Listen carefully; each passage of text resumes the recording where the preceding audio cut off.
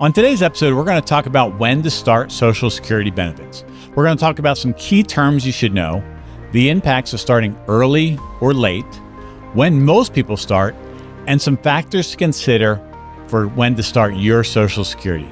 Thanks for tuning in.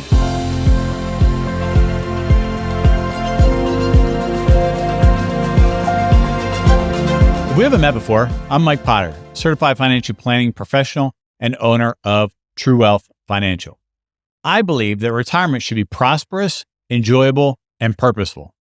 But a lot of people struggle with navigating the path into retirement, and rightfully so, as it's complicated, confusing, and challenging for most people. And honestly, it's all new. We created this show to help Christians create and optimize their retirement plan so that they can retire with confidence. Thanks again for taking the time to tune in. Today, we're going to begin a series about 5 decisions that every retiree is going to make. The first one being when to start your Social Security retirement benefits.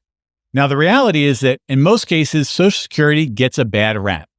But for most people, the benefits that you get from Social Security in retirement will equate to hundreds of thousands of dollars over the course of your retirement.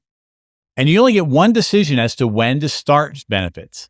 And that decision can either hurt or help your overall retirement plan. So it's a very important decision that we want to talk about today. But before we get to unpacking that, there's really 2 terms that you need to understand. Now, when it comes to Social Security or anything government related, there's a lot of acronyms and a lot of garblese talk that most people don't know. Washington kind of creates their own lingo, if you will. But these are 2 things that you need to know what they are. The first one is FRA. FRA stands for full retirement age. That is when you get all the benefits that you're entitled to, right? So for most people watching that today, this is going to be age 67. For those that are born before 1960, it's really 66 and a couple months. But for most people, you've either started them already, you're already there, or you have basically a year and a half left to make that decision. And so for most people, it's going to be age 67. So FRA is full retirement age. And again, for most people, that'll be 67. The other acronym that you need to know is PIA, or Primary Insurance Amount.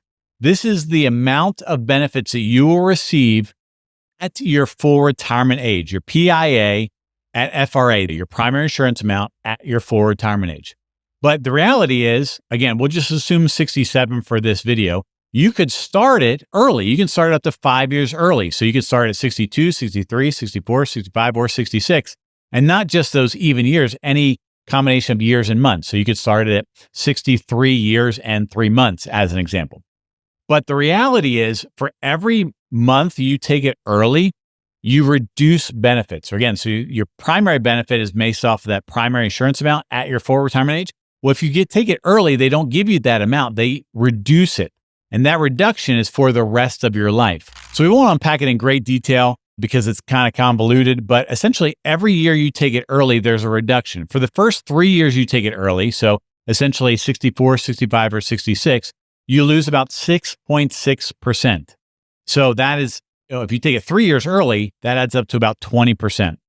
If you take it the 4th or 5th year early, essentially 62 or 63, you lose an additional 5% per year. So essentially, if you take it at age 62, you're getting 70% of the benefits you would be entitled to at your full retirement age.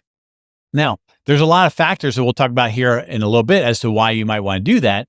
But essentially, the sooner you start getting payments, the more payments you'll have. That's the primary benefit of this. It's a reduced amount, but you get more payments. Assuming you die at age 90, you're going to get more payments starting at 62 than you would at 67. But they reduce the amount per payment. Conversely, if you don't start your benefits at your full retirement age, that's age 67, and you wait after that, you could delay it up to 3 years, so up to age 70. And for each year you delay it, again, it's actually by month, but for each year you delay it, you get an 8% increase of benefit. So essentially, if you delay it all the way till 70, you're getting 24% more than you would at your full retirement age. Now, why might you want to do that? Well, there's a lot of factors that we'll unpack here in a little bit, but essentially you're delaying your payments so you get less total payments. So again, if if your life ends at age 90, as an example, which we don't know, but you would get less payments starting at 70 than you would at 67. So they give you more per payment. That's essentially how it works out.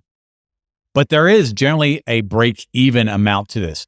Generally, you break even around the 78 or 79 or 80 years. So just to put a very simple example to that, let's say your PIA at full retirement age is $1,000. For most of you, it'll be well more than that.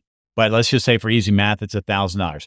Well, if you were to start it at age 4, essentially 3 years early, you would not get $1,000, you would get $800.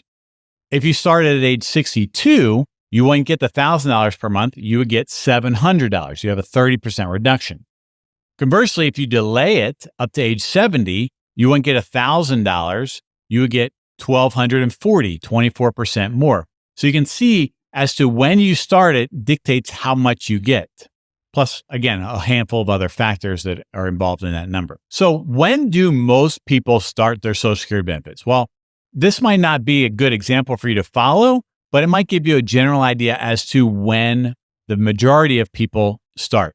So this here is from the Congressional Research Service report, and it outlines the age of which new retirement workers filed their Social Security benefits in 2021. This is the latest report, right? So in 2024, obviously it's a couple of years dated, but we don't have the numbers even from 22 yet, let alone, 23. So it's a little dated, but I think it's representative of the norm. So you can see from this chart here, the majority of people either start their benefits at age 62 or age 66. Age 62 is when you're first entitled to it. So almost 30%, almost 1 in 3 started then. The other biggest number is age 66. Now you have to remember, for people in 2021, that was their full retirement age, right? So they were born before 1960. And so their full retirement age was 66 and some months. So it kind of makes sense. I anticipate this over the next couple of years migrating to age 67. So most people started early. The second most amount is at full retirement age when they get their full benefits. And we'll unpack a reason why a lot of people do that here in the factors to consider. And then the third most common number is at 70 when they get the most benefits of those delayed credits. So that is when most people start. If you're finding this informative and helpful, please hit the like button. It's a great way to let me know that you like shows like this. Plus, it's a nice way to say thank you. So now that we know some key terms, we know the impacts of starting early or starting late or taking it at full retirement age, and we know when most people start, the question is, what are some factors to consider in your decision? Because again, you only get this one time. And I'll tell you right off the bat, there is no right answer. The right answer for you is going to be different than the right answer for your friend or the right answer for your sibling. It's going to be different for everybody. But so some, retirement planning, like we've talked about, is very complex. So everybody's life is different. So there's not one proverbial correct answer. So the question is, what should we consider when we're making this decision? And there's a lot of different factors, and we'll go through about 5 or 6 of them here. The first one is, when are you going to actually retire? When are you going to leave the workforce? That will play a large decision because your income will go away and you might need to turn on that Social Security benefits. But if you're going to continue to work, there is such a thing as earnings tests. And so you actually lose benefits if you get benefits while you're still working prior to your full retirement age. So that's something you want to take into consideration. Again, the next thing might be to consider is how much actually income do you have, or what other sources of income might you have? So if you have a pension, if you have an annuity, if you have an inheritance, if you have a disability, if you have money coming in from other resources like rent, those would all play in a factor here. Do you need the money? If you need the money, you'd be more inclined to take it early. If you don't need the money, you'd be more inclined to wait. Another important decision is your health. Now, no one knows how long we're going to live for. I use the example of 90 just as a mile marker, but we don't know how long we're going to live. But we do know you have a general idea of how your health is, right? So if you are less healthy, you think that you might pass away earlier, you'd be more inclined to start it earlier. Because again, the number of benefits that you actually get are based upon when you start and how much you get. So if you think you might pass away earlier, you'd be more inclined to start it earlier. If you're relatively healthy at age 60 years old and you're relatively healthy, in good shape, exercising, good weight, things like that, you don't smoke, good healthy habits, and you're in good health and you think you might have a good longevity, you would be more inclined to delay it because you get more, and more money per payment, and you would get more payments if you live longer. So your health would play a large factor. And again, no one knows exactly when you're going to die, but you do have a general idea. Are you relatively healthy? Are you unhealthy? And that's one of many decisions to consider. The other one that we hinted at here is longevity, right? So do you have longevity in your family? Are your parents still alive? What's their health? When did they pass away? Aunts, uncles, siblings, things like that. Generally speaking, again, there's a break-even amount, whether you take it early or at full retirement age or late, around 78, 79. And so if you think you're going to live longer than that, it makes sense, to take it later. But again, it all kind of depends on your longevity. So what's the longevity genes, how successful or non-successful were you in the gene pool, right? That's a consideration to make. Another factor might be your investing knowledge and your risk tolerance, right? So some people, for example, they don't need the money early, but they might take the money early at age 62, 3, 4, 5, something like that. And then they could just invest it. And so in theory, you might be able to make more than the 5 or 6% reduction that you're going to get, or even the 8% you can get for delay credit, right? So depending on your willingness to invest, how much you need, things like that, you could potentially start it early and take it and make more, right? So that's something to consider. Another thing to consider is that of your taxable income. The reality is that Social Security is taxed like no other income in the world. It is really how much of your Social Security is taxed is based upon other income you have. So the more income you have from other sources, the more amount of your Social Security benefits are going to get taxed. The less other incomes you have, the less your Social Security income is going to be taxed, the less amount of it, right? So that would play into a decision. Another consideration is that of assets and legacy goals. Legacy goals is a fancy way of saying how much do we want to leave to our spouse, to our kids, to our grandchildren, to charity, to entities, things like that, organizations, right? So if you have a desire to leave a lot amount of money to heirs on a legacy basis, then you would want to preserve those assets and potentially start your Social Security early for income. Conversely, the opposite is true. If legacy is not important, then it really wouldn't matter. You could start drawing down those assets first, allowing Social Security to delay and using it more as a longevity insurance. So again, another factor to consider.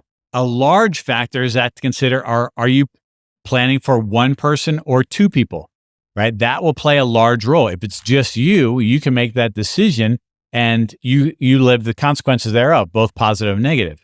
But if you're making the decision for two people, the reality is there is such a thing as spousal benefits and survivor benefits that plays into the large plan. And so if you're the high income earner and you have a higher PIA, primary insurance amount at your full retirement age, and you start that early because you don't think you need the money, but then you pass away, well, you might have hamstrung your spouse who might be very dependent upon the income. That is why most people start at age, I won't say most people, but that's why a lot of people start at full retirement age, because that will get the spouse the maximum amount from a spousal benefits. And the same thing with 70, right? So spousal benefits don't increase in the delayed credits, but survivor benefits do. So that's why a lot of people might start at age 70. That will maximize the survivor benefits to the surviving spouse, assuming the high income earner passes away first. And again, the last thing to consider with this is, are you, again, planning for two? If you have two Social Security benefits that you're planning with, you have essentially two levers. You've doubled down on this. So whereas most people have one, you now have two that you can work together, and you can do some coordination, some timing of them to really maximize the benefit between the two of them. Today, we talked about Social Security benefits and specifically when to start them. We talked about some key terms involved, the impacts of starting early or late, when most people start, and some factors to consider. Now, ideally, this decision should be made in consideration and in conjunction with your overall comprehensive retirement plan. If you don't have a retirement plan, a good first step might be a True Wealth assessment. True Wealth assessment is a financial checkup of sorts. It'll let you know where you currently stand, give you access to right capital, and a one-page plan of recommendations that you can implement to improve your journey into retirement. If you already have a retirement plan, a good micro action for this week might be to go pull your Social Security statement because they just updated over the summer here to get your new one and see what your primary insurance amount at full retirement age is going to be. Remember, Social Security benefits play a large role in most people's retirement. It's an important decision and it's one you only get to pull the lever on once. Hope this helps you on your path to a prosperous, enjoyable, and purposeful retirement. And until next time,